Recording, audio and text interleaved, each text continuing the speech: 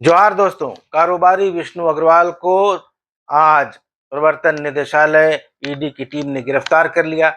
विष्णु अग्रवाल को ईडी के zonal office में शाम को बुलाया गया था।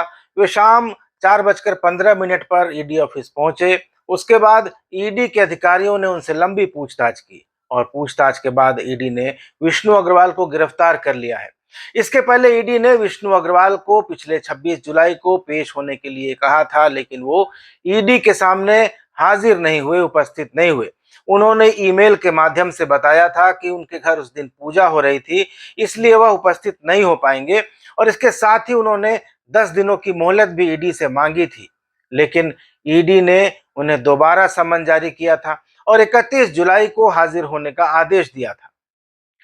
विष्णु अग्रवाल से ईडी ने जो पूछताछ की उसमें रांची के बरियातू के चेशायर होम रोड स्थित 1 एकड़ जमीन की खरीद बिक्री के सिलसिले में पूछताछ की गई है।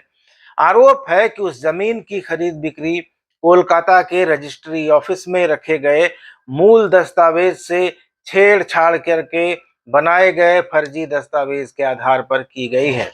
जमीन की इस खरीद बिक्री में पावर ब्रोकर सत्ता के दलाल प्रेम प्रकाश और जालसाजी करके जमीन की खरीद बिक्री करने वाले गिरोह के सदस्यों की महत्वपूर्ण भूमिका है, क्योंकि ये जमीन पहले प्रेम प्रकाश के दोस्त पुनीत भार्गव के नाम ट्रांसफर की गई और फिर पुनीत भार्गव से विष्णु अग्रवाल को ट्रांसफर की गई। तो इसमें जमीन की जालसाजी करने वाले गिरोह की भी बड़ी भूमिका है। फॉरेंसिक जांच में भी इस जमीन के दस्तावेजों से छेड़छाड़ किए जाने की पुष्टि हो चुकी है। इसके अलावा पुगड़ू में 9 एकड़ 30 डिसमिल जमीन को लेकर भी विष्णु अग्रवाल से पूछताछ की गई है। विष्णु अग्रवाल ने 8 अगस्त 2019 को यह जमीन खरीदी थी और म्यूटेशन के लिए अप्लाई किया था।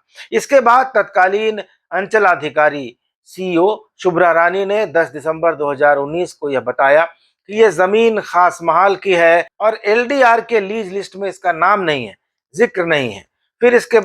फिर 1 साल के बाद नामकुम सीओ ने 8 दिसंबर 2020 को उपायुक्त को विषयांकित भूखंड को खास महाल भूमि की प्रतिबंधित सूची में शामिल करते हुए लॉक करने की अनुशंसा की थी। बता दें कि जालसाजी करके तैयार किए गए इस दस्तावेज के आधार पर भरत प्रसाद और इम्तियाज नाम के दलालों ने चेशायर होम रोड की जमीन की खरीद बिक्री के लिए राजेश राय नाम के व्यक्ति से पावर ऑफ अटॉर्नी ली थी। इसके बाद यह जमीन प्रेम प्रकाश के अभिन्न मित्र पुनीत भार्गव को बेची गई।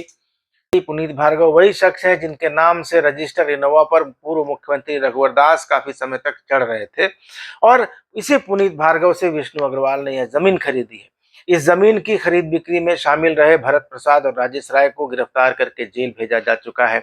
इस जमीन की खरीद बिक्री में प्रेम प्रकाश की भी संलिप्तता है।